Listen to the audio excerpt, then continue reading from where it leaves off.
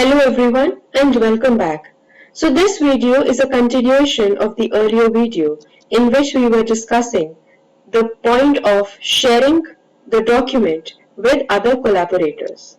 So in the previous video we had discussed how to add email addresses and how to assign privileges or accessibility levels to those users. Now in this video we will discuss how to generate or get a link. So I click on get a link, and as you can see that either you can create a link for the public, that is anyone who has the link can access this document, or you can create or generate a link and circulate it within your organization. So whosoever uses the Ramanujan College G Suite account will be able to conveniently and easily access the Google Doc, or you can make certain restrictions as to whom you want to give this or whom you want to share this document with. So now let's discuss this at the bottom, which is anyone with the link. So I check this option. My permission has been updated. Also you can see that you can make this person a viewer, commenter or editor, that is whosoever has this link can view this document, comment or edit.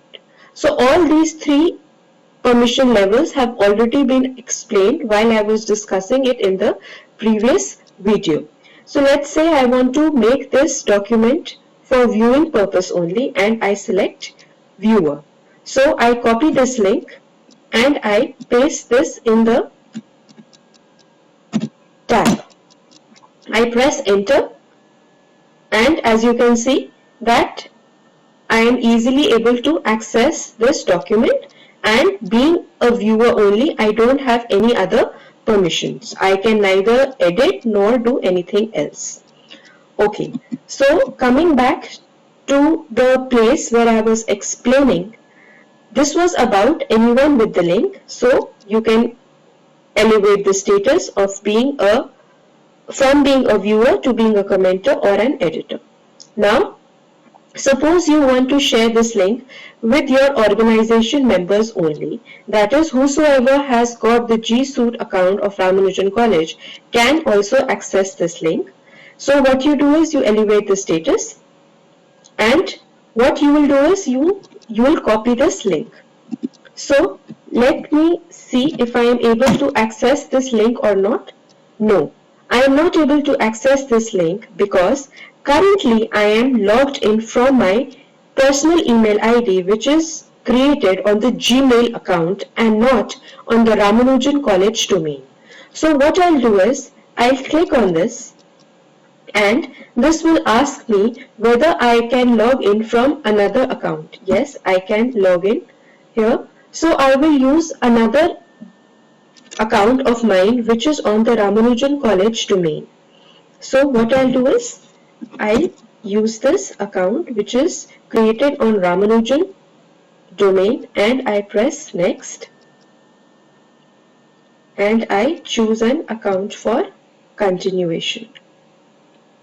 So once you are logged in from your G Suite account, you can easily see that now you are able to access this document. You can only view this document because this privilege of viewing only has been given to you. You can here also elevate the status from being a viewer to being a commenter or an editor. So this was it about selecting the Ramanujan College domain. The last is the restricted method. So here only the people added can open this link. So let me copy this link and see if I am able to access the document again. No.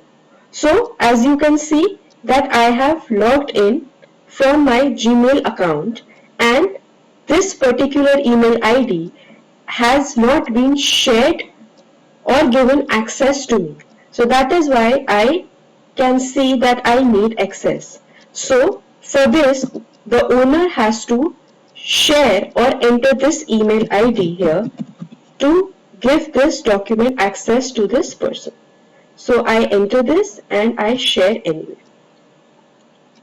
Now let me refresh the link to see if I am able to access Google Docs.